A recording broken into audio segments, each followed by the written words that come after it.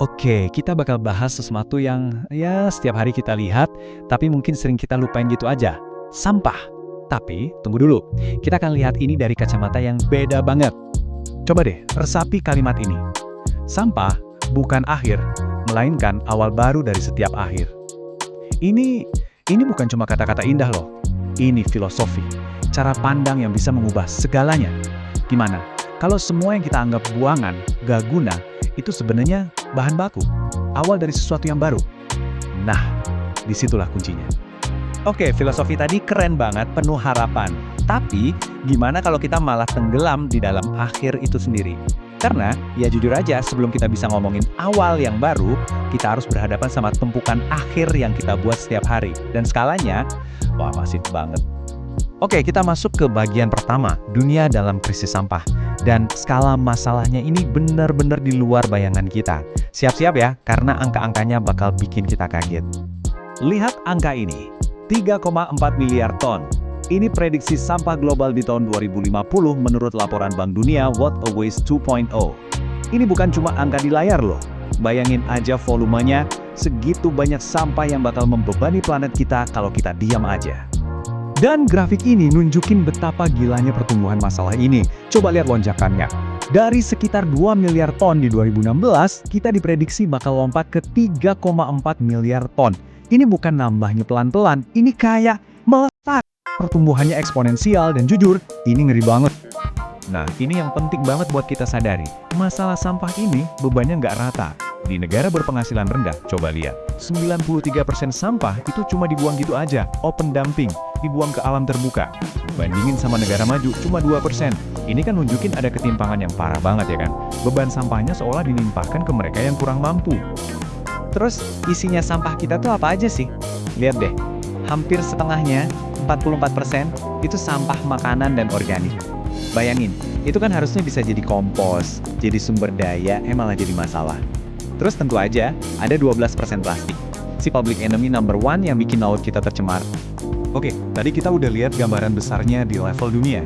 Sekarang yuk kita pulang kampung, kita lihat gimana situasinya di Indonesia. Karena jelas, buat ngatasin masalah segede ini, kita perlu, aturan main. Nah, ini dia fondasi hukum kita. Undang-Undang Nomor 18 Tahun 2008. Ini penting banget karena undang-undang inilah yang mengubah cara pikir kita.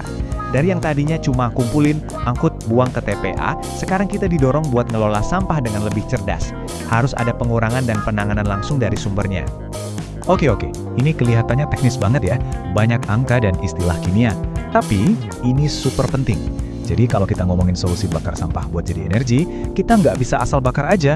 Peraturan Menteri ini, Permen LHK, itu ngasih batas aman buat polutan super bahaya kayak merkuri dan dioksin. Kenapa?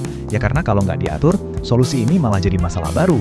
Kita bisa menghirup udara beracun yang bahaya banget buat kesehatan.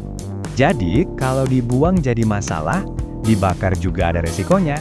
Terus gimana dong? Nah, ini dia solusinya. Sesuatu yang lebih dari sekedar ngurusin sampah. Kita bicara soal mengubah cara kita berekonomi. Namanya ekonomi sirkular. Intinya apa sih? Gampangnya gini. Ekonomi sirkular itu bilang stop sama konsep sekali pakai buang.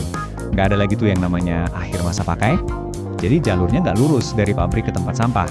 Tapi muter, kayak lingkaran. Setiap akhir dari sebuah produk, itu udah dirancang dari awal buat jadi awal dari produk lain. Dan cara kita ngelakuinnya juga udah naik kelas. Dulu kan kita kenalnya cuma 3R ya, reduce, reuse, recycle. Sekarang, konsepnya lebih luas lagi. Ada rethink, alias pikirin lagi, beneran butuh nggak sih? Ada repair, coba perbaiki dulu, jangan langsung buang. Jadi pendekatannya jauh lebih komplit, nggak cuma soal daur ulang. Tapi kan semua konsep keren ini cuma jadi omong kosong kalau nggak ada yang ngerjain, ya kan? Nah, sekarang kita mau kenalan sama mereka, para pahlawan di lapangan. Wajah-wajah perubahan yang nyata. Ya, merekalah wajah-wajah asli dari ekonomi sirkular. Orang-orang yang mengubah teori-teori canggih jadi aksi nyata. Mungkin mereka nggak dapat sorotan media, tapi percayalah, mereka ini mesin penggerak utamanya. Dan lihat betapa beragamnya mereka. Ada para pemulung, yang sebenarnya adalah garda terdepan sistem daur ulang kita. Ada bank sampah, yang bikin sampah jadi punya nilai ekonomi, jadi tabungan buat warga. Ada inovator-inovator lokal, yang bisa nyulap limbah jadi produk keren. Dan, jangan pernah lupakan, komunitas-komunitas adat kita, yang dari dulu udah punya kearifan lokal buat hidup harmonis sama alam. Oke, kita udah lihat semuanya. Dari masalah global yang bikin pusing, aturan mainnya, solusi-solusi keren, sampai para pahlawan di lapangan. Ujung-ujungnya, semua ini kembali ke siapa? Iya, ke kita semua. Dan ini mungkin poin terpenting dari semuanya. Regulasi itu penting, teknologi juga bantu. Tapi semua itu cuma ngasih arah. Perubahan yang beneran terjadi itu ya di tangan kita. Dimulai dari pilihan-pilihan kecil kita setiap hari. Coba deh, kita mulai dari yang paling simpel. Satu hari aja, nggak pakai plastik sekali pakai. Kelihatannya sepele ya, tapi bayangin kalau jutaan orang ngelakuin hal yang sama, itu bakal jadi gelombang perubahan yang luar biasa besar. Jadi, saya mau tutup dengan pertanyaan ini untuk Anda renungkan. Kalau bener sampah itu bukan akhir, lalu awal baru apa yang mau Anda ciptakan hari ini? Pikirin deh, pas nanti beli kopi, pas makan siang, pas belanja. Di setiap momen itu ada pilihan. Awal baru yang mana yang akan Anda pilih mulai dari sekarang?